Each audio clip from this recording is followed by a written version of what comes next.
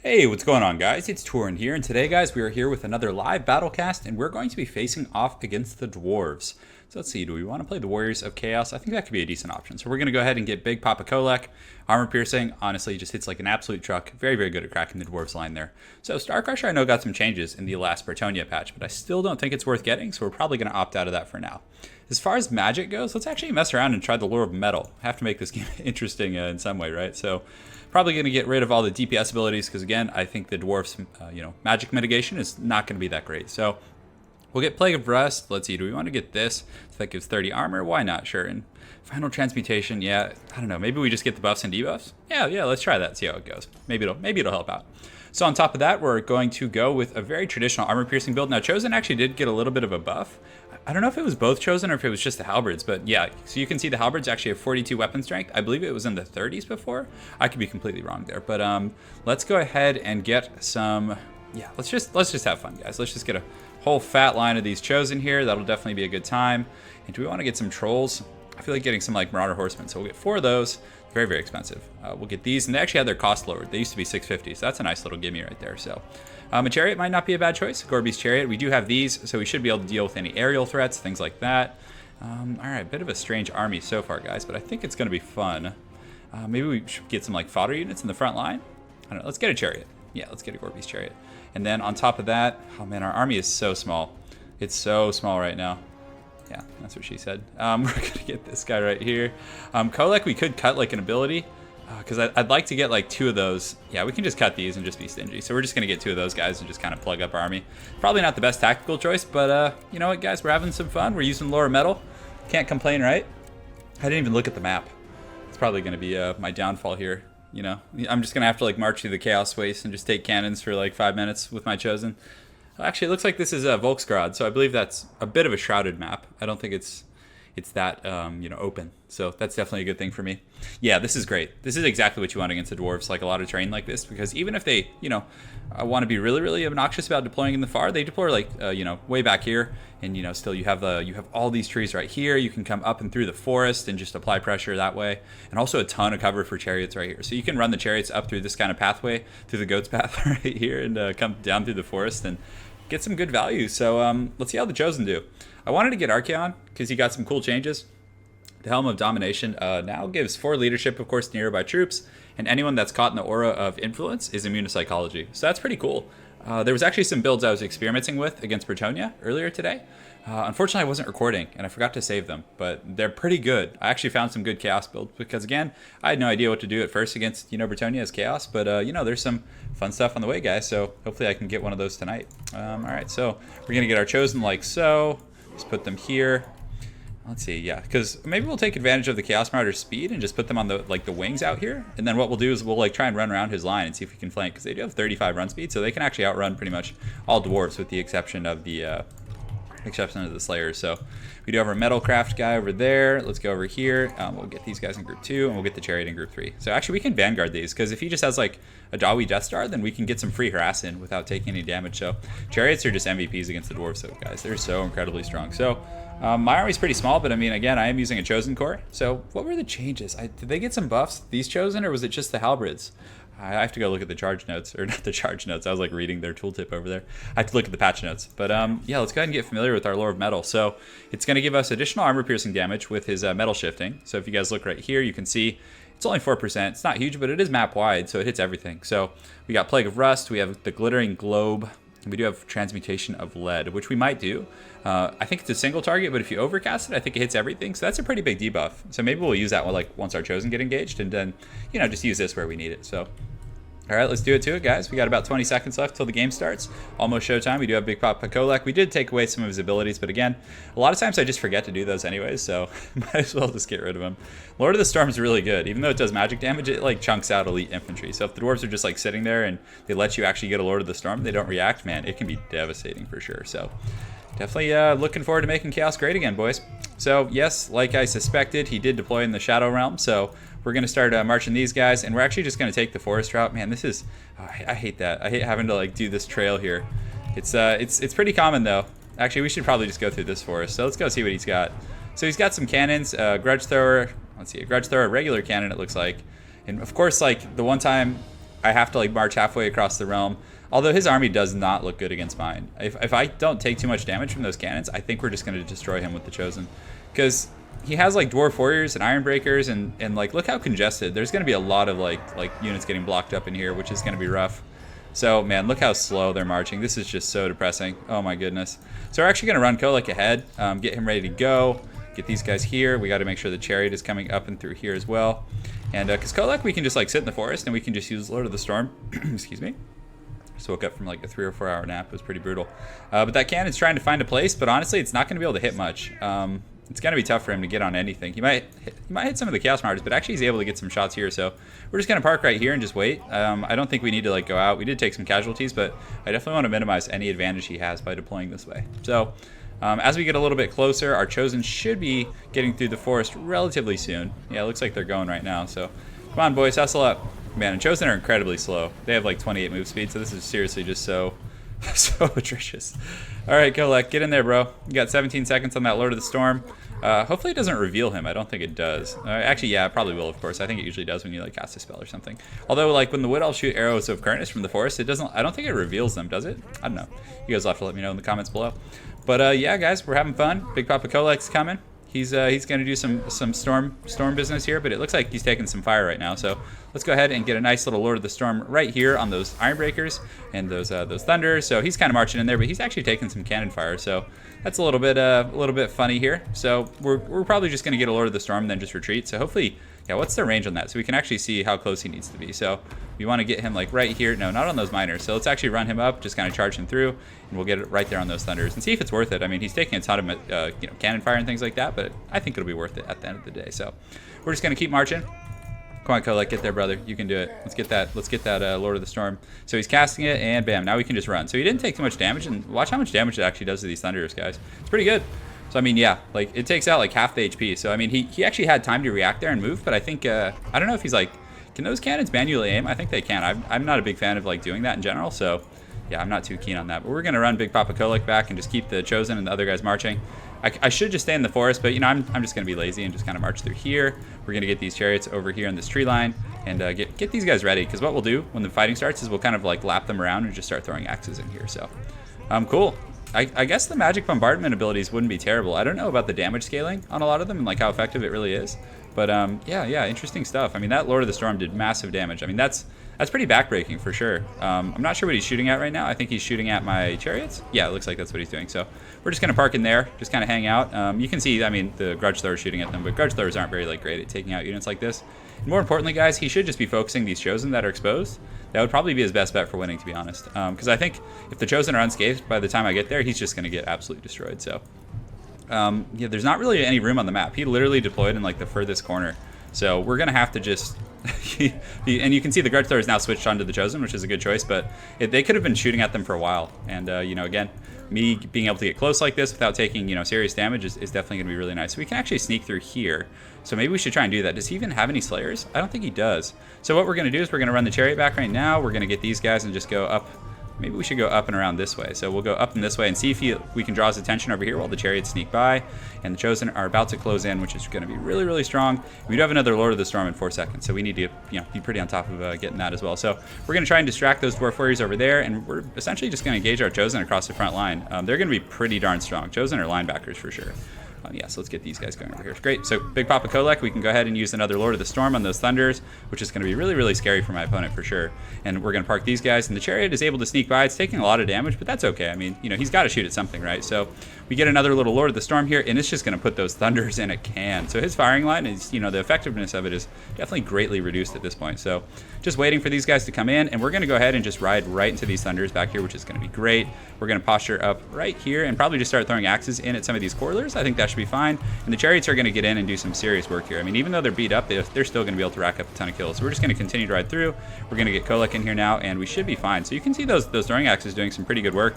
And let's go ahead and wait for our melee to get engaged, and then we are going to use Plague of Rust right here on the front line. So the Chariots get in there, do a little bit of work, but I mean, again, my opponent was pretty keen on focusing those, so, you know, pretty well played there. So let's position here. Let's go ahead and get ready with the Plague of Rust, or the Transmutation of Lead. We're going to use that on like pretty much his whole army, which is definitely going to negate a lot of, you know, the attack damage and some of those those other stats, which is going to be really nice. So let's go ahead and charge in there. These Marauder Horsemen, we want to get them throwing right here. And you can see that's a pretty big debuff. I mean, it's going to hit pretty much all of his troops. So basically, we just need to be really like kind of abusive with Kolek and just keep riding him through. Let's go ahead and cast the Plague of Rust. So if you upgrade it, it actually, yeah, so the Glittering Globe will hit my own guys, which is going to be nice. So we're going to use that right there. You can see Kolek's getting focused with the satchel charges, but that's fine. I'd rather that than the front line. So right now, we're simply going to run back in, just continue to be very, very aggressive. And, you know, hopefully we can crack the Dwarven line here. It's going to be tough for sure, but we're going to throw in on these guys. And Kolek, he's back here, and it looks like there's a Thane or something, so we're going to push into these Thunders. We do have a Lord of the Storm here in just a moment. We definitely don't want him wasting time on a Thane, so we do some great damage to those Thunders, which is great. So let's push through here and then use a Lord of the Storm on those Quarlers over there. Just keep trying to disrupt as much as we can. I don't know if we want to use this Plague of Rust. I probably won't bring it again because it is a single target ability, which I don't think is that great against the Dwarves. So we're going to go ahead and get a Lord of the Storm here. Just continue to just pressure however we can and just charge into the backs of units. Just kite that Thane around. So we get a nice Lord of the Storm over there, doing some good work for sure. So we're going to keep focusing here, and let's keep pushing into these Thunders because we don't want him to, you know, start shooting. So our Chosen, I think, are winning across the line. That plague in the beginning was probably pretty good. So we're going to use this Arcane Conduit, make sure to buff up, and we do have some Thunders back here who are relatively isolated. So Big Papa Kolek needs to get over there ASAP. So let's also get our Sorcerer, and you know, he's a mobile unit. He's on a horse. He hits pretty hard. So we're going to kind of push him around and just try and pressure the missile units wherever we can. Save up some Winds of Magic for another Transmutation of Lead. It looks like, yeah, we need a little bit more. So we do push off those Thunders, which is great. We're going to come into these Quarlers now and also push my Wizard over into those Thunders over there. So our Cav are actually doing some good work on this group of Quarlers. We're going to reposition them like so. And these Marauders actually traded pretty well with those Dwarf Warriors over there. And Big Papa Kolek's able to come in and kind of route a lot of his back line here. So definitely some good stuff. So let's go ahead and cast a Transmutation of Lead again on his army, which is definitely going to negate a lot of his kind of, you know, combat stats there. So we're able to get that off. And what does that do exactly? So weapon damage and melee attacks, that's really good. That's going to definitely, you know, make my front line pretty dominant. And I already had a very heavy armor piercing advantage. So I think that's just, you know, going to further perpetuate that. So Kolek and company here are just pushing off his missile units, which essentially are the core of his armor piercing, which is quite nice. So what I might actually do now is just try and, yeah, maybe just put Kolek on this Thane for now. I don't think he even has like a Runesmith or anything. And it looks like he does have a Lord over there, Ungrim Iron Fist. Oh, so with his anti-large, we're actually going to use Plague of Rust on this Thane and see if that helps. So Kolek is just going to smack him down now, I think. Yeah, and you can see he's taking an absolute beating. So over there, he's able to push back some of my Chaos Marauders. Nothing, it's not that big of a deal, to be honest, because I still have this whole line of Chosen guys. They're pissed off. They're in great shape, and you know, things are going pretty well. And look how hard that Thane got killed with that Plague of Rust. That's pretty devastating for sure. So we're going to pull back here. He still has some mobile units. Definitely don't want to you know, sit and let him you know, relax essentially. And I think that Grudge Thrower is actually throwing at some of my Marauders over here because they were taking a lot of damage. So we're going to go ahead and wait and see where he parks these Iron Breakers and these Thunders, and then we're going to use Lord of the Storm. So let's go ahead and charge our Metal Sorcerer in there. We're able to route those guys because, again, we don't want anything kind of recovering and starting to be able to shoot at us. So the Chosen seem to be doing a pretty good job. Our Throwing Axes are probably doing decent. I'm actually eager to look at their kills you know, after this game's over. So we're waiting to see where he goes with his missile units, and he's just going to sit them right there. So we're going to go ahead and use Lord of the Storm, which honestly should break them at this point. So we're just going to keep pushing in. We do have quite a few Chosen and Kolek, honestly, I can cycle charge Ungrim all day, and it's definitely going to be very, very tough. So we're going to charge in here, try and collapse this core with, you know, our heavy kind of Kolek beatdown, just do everything we can. We do have an Arcane Conduit as well. And let's see how many kills these Throwing Axes have. So 27, and the other group had 20 and 27, so that's not great. I just usually bring those as like a backup in case he brings Gyrocopters. That's kind of the most important, you know, reason for you know, bringing those guys. So we do have some units here. Let's get them back in here fighting, just kind of pushing in, and I think we're fine. We were able to destroy a lot of his back line and put a ton of pressure, and now, you know, these Iron Breakers are definitely going to start crumbling, especially when Kolek gets over there. So we do have a Plague of Rust, but I think what I'm going to do is actually save that for Ungrim. So let's actually go finish off this Thane, use a little bit of a leadership buff here, but the Chosen are actually in pretty good shape. Balance of power is still really even, for sure. But what do we have here? So we have Plague of Rust, and we do have the Glittering Globe. So we might actually, yeah, wait and use it on some of these beat-up Chosen if need be. But Big Papa Kolek needs to finish off this Thane, and we do have some Chosen, you know, fighting Ungrim, and Ungrim's taking a ton of damage from those guys. So that's really, really good, and he should be able to just, you know, slap this guy around. Oh my goodness, he just beat off his brakes right there for sure. Oh my goodness. So what we're going to do now is actually try and snipe out his Lord. So we're going to go ahead and use the Plague of Rust on him right here. We're going to get Kolek in conjunction with that, and hopefully, you know, they can finish him off from there. I don't know if Plague of Rust is that useful against him. I guess it... Oh, look at that damage. That's incredible. Ungrim did get a little bit of an anti-large bonus, but still, it's not going to be enough to save him from Kolek. I mean, Kolek is by far one of the scariest like duelists in this game, so we do have some units coming back, and yeah, just look at that. Ungrim just gets absolutely put down. So the Chosen continuing to perform pretty well against Ironbreakers. I mean, I suppose that's what they're designed for, right? So let's go ahead and get him back here, have them get on this cannon, have these guys get on this Grudge Thrower, just to make sure we don't take any unnecessary losses. I probably could have finished it earlier, but honestly, I don't think the effectiveness of these guys in close quarter combat is that good. So yeah, pretty fun stuff. I don't know how effective Lore of Metal was, and honestly, I don't know if the armor debuffing was really that great anyways. I mean, but still, it was fun. It worked out, so yeah, cool.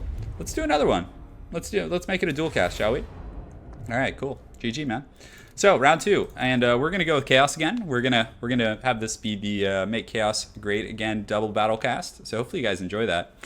And yeah, I'd love to get Bretonnia because there's some strategies that I really want to try out against them. I don't know how good they'll be, but yeah. I also want to experiment with Kolek because one of the reasons you didn't bring Kolek before against Bretonnia was simply because they had all this missile pressure, and you know they had basically all men at arms with pole arms, just all these anti-large and spears and things, and Kolek would get bogged down pretty easily. But I think now he might be okay. I don't know, we'll give it a try. So let's see. Okay, so we got Bretonnia, which is good on our opponent's side, so great. So we're going to get Archeon, we're going to try and make Chaos Great again. What we're going to do is get the Piercing Bolts of Burning, and then we're going to get Flaming Sword of Ruin. On top of that, the splash damage on the Slayer of Kings isn't that good, but this isn't bad, the 4 leadership and then also the immunity to psychology, because there are some units on the Bretonnian roster which do cause terror. So on top of that, we're going to get an Aspiring Champion here. We're going to give him the Hellfire Sword. That does imbue him with flame damage, which then means that he's going to get the Kindle Flame buff. Oh, why is everyone switching to Dwarves? Yeah, man, I don't want to play Dwarves again, but I guess we have to. I mean, we could play New Bretonnia, right? You guys want to do that? Yeah, I guess we will. I mean, New Bretonnia is really solid against the Dwarves. I mean, I'll go ahead and show you guys kind of what build I think is optimal. So we'll go ahead and get King Lewin. Louis is pretty good. You can get the Sword of Corone, which, you know, pretty decent buff on that. I don't know if we need the Lion's Shield, to be honest. It's decent, but yeah, it's relatively, I guess it's not that expensive. So I don't know. Do we want to get Lewin? We could get Alberic, or the Fey Enchantress, I guess. Yeah, maybe we just go with the Fey Enchantress when we play that kind of attrition game here. So we're probably just going to get Regrowth, and then, yeah, the Awakening of the Wood isn't as good as it used to be. And also, she's very cheap and opens up a lot of different options. I don't know how good the Bombardment's going to be, but do we want to get that? Because I know, like, Lord of the Storm is decent. Let's give it a try. Just experiment a little bit. So let's see. What do we want? Paladins. The Green Knight probably is not very good here. Obviously, Foot Squires are going to be excellent. So we're just going to kind of spam those and be really aggressive. We're going to get a Grail Reliquae. And then on top of that, I mean, Questing Knights are just MVPs here. Just absolute MVPs. So we could get some Trebuchets. I want to get the Blessed Trebuchet, obviously, but it's not going to be that great. Because, again, it does do magic damage. But it looks really darn cool. Peasant Bowman. I don't know if we need any firepower from there. And what's cool about bringing the Fey Enchantress is she kind of covers your bases for magic. So you don't really need to get, you know, anything else in that respect. We could just get like a ton of cav and just go absolutely ham. Although, guys, you know what? I'm going to do a fan service. I'm going to get the Royal Hippogriff Knights, which I normally wouldn't do, but I think they're going to be a pretty good choice. And guys, please forgive me. I'm just going to top out my army with Foot Squires and just you know, and just finish it off. I'm getting I think I should be forgiven for spamming Foot Squires for getting the Royal Hippogriff Knights. So let's see what else. Do I want to get like a Paladin or something? That could be kind of fun, right? To just get like a Paladin and throw him in the mix. Although what I could do, yeah, so the Green Knight, he does do magic damage, which kind of, yeah, that's a no-go there. So we'll get a Paladin. Did he get a new item? I don't think so. I don't think he did.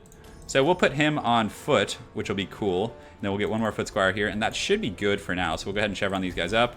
And yeah, let's see how well the Royal Hippogriff Knights perform. I mean, to be honest, I don't like them, and I don't think they're very good. Because they have 60 armor, so like even like Quarreler Fire or like things like that can really do a ton of damage, and they only have 6 models. So against Dwarvish cannons, they can get like chunked out of the sky before Lore of Life can really help them. But if you can get them in unscathed and then use Regrowth to mitigate a lot of the damage they're going to take, they can be pretty beastly because they have over 100 weapon strength. So good map for me. You know, again, he's probably going to deploy in the far back and just try and use cannons. That's what I would do. Like, if I was the Dwarf player, I would deploy, like, over here in this open field or, like, over here and, you know, make the Bretonnian player march, you know, as far as humanly possible. So we do have the Fey Enchantress. She does do magic, but I'm hoping that, you know, that plus 58 melee attack will be pretty good. Maybe use that on the Royal Pegasus Knights when they engage, and, you know, maybe they'll be able to shred something. But also, Questing Knights are just MVPs against the Dwarves. So, yeah, sorry, guys. I wanted to make Chaos great again, but I didn't want to just play Chaos again against the Dwarves.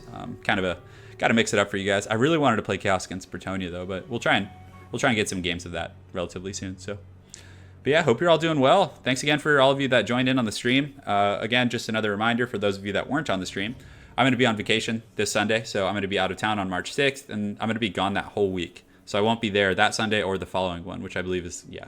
Let's see, the 13th or something. I don't even know. Too tired.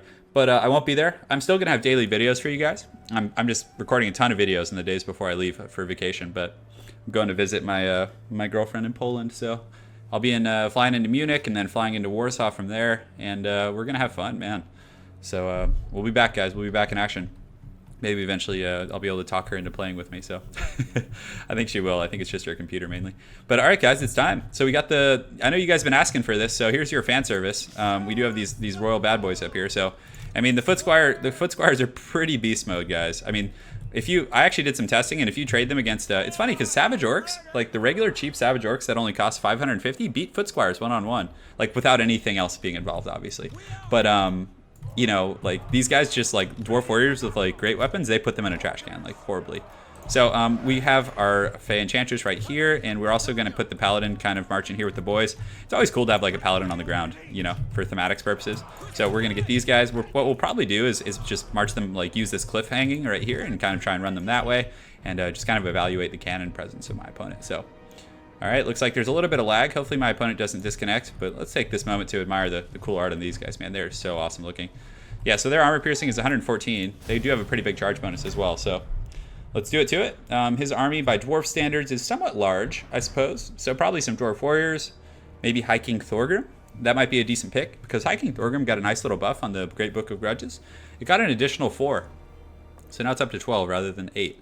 However, they did make the High King ability more expensive, which is kind of lame. I don't think the dwarves needed too many nerfs. They also made the Goblobber cost 100 more. So I believe it went from 900 to 1,000 or 800 to 900. I forget what the exact metric on that was, but we do have the Fey Enchantress here. She's ready to go. So Earthblood's still good. Did get a pretty big nerf. Pretty sizable healing nerf. Earthbloom got a huge nerf because Earthbloom was pretty absurdly powerful. So now instead of healing for 10 ticks a second, it heals for 4. So substantial, but still, you know, it's still not a bad thing at all, especially when you have a bunch of like armored units like that who are taking little dings of damage anyways. Regrowth is pretty good. It does give that physical resistance. So, you know, we're probably going to be using that on the Royal Hippogriff Knights and hopefully getting some good value out of those guys. So, and I hate fighting the Dawi over and over. Definitely bumped me out. Those are my like original people, you know. We do have the Grail Reliquary. The immunity to psychology, not so important, but the Icon of Devotion is extremely good. So, all right, let's see where this bad boy deploys his army. Probably the back corner, the Shadow Realm. Oh no, he's actually deploying on the hill, it looks like. So interesting. Okay.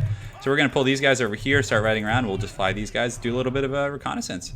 Hopefully you don't like fly right into cannon fire, but I have a feeling he's like right over here because if we can't see his army, or isn't that? Yeah, I feel like that just happens in some random quick battles. Man, I hate the deployment mechanic. Not deployment, but like when where I'm clicking, it's not sending my army. Look at that. It's kind of like a weird thing that happens. So sometimes you have to like play with it a little bit. I don't know. That's what she said. But yeah, so we're pushing up the hill here. We do have these Royal Hippogriff Knights. Definitely going to put some pressure, kind of explore the map a little bit, give me some good line of sight. And we do have these questing knights on a quest to slay some dwarves. So yeah, that's such a weird thing. There we go. So now they're marching up the hill. Okay, great. And yeah, I don't know where he is. Okay, good. So he's just right over here. So yeah, okay, that's fine. So we're going to pull these guys back here. We're going to park these guys here, and we're going to wait for our infantry corps to get a little bit closer. And we're just going to march up like so. He does have a cannon, so we don't want to let any like free shots go on these guys. So we're going to kind of park them back here out of range of that cannon. And once, you know, my infantry are in range, I'm then going to pull my, you know, cav and other mobile forces out of hiding. So hopefully he'll just let the cannon start shooting at my foot squires and, you know, maybe my Grail Reliquary and my other units like that. And, you know, I'll be able to get, you know, some decent value out of, you know, my cav because I don't want to take casualties on my questing knights yet. So looks like he has 3 cannons. So, I mean, this is a huge liability for my, you know, my flying units and my Royal Hippogriff Knights. They're definitely going to have a really, really rough time here. So we're just going to march with these guys and hopefully we can get there relatively quickly. So let's look at his front line. So, oh man, Dwarf Warriors are not going to have a good time. They're going to just get demolished by the foot squires. So, I mean, the cannons, yeah, they're going to start putting some good pressure. They're not going to be as effective against infantry as like a, you know, grudge thrower would be, but still they're going to be, you know, pretty scary. So they're going to start shooting here. It looks like we are just now stepping into range of my opponent. We're definitely going to save our Winds of Magic, but what's cool is we're going to have the Chalice of Potions. I'm really eager to try that on like a group of Thunderers here in a moment. So now that they're shooting, we're going to make our play. We're going to just like fly for it, and hopefully we can, we might actually keep these guys in just for a little while and just be really, really conservative here. So we're taking some casualties on some of our foot squires, but nothing too substantial.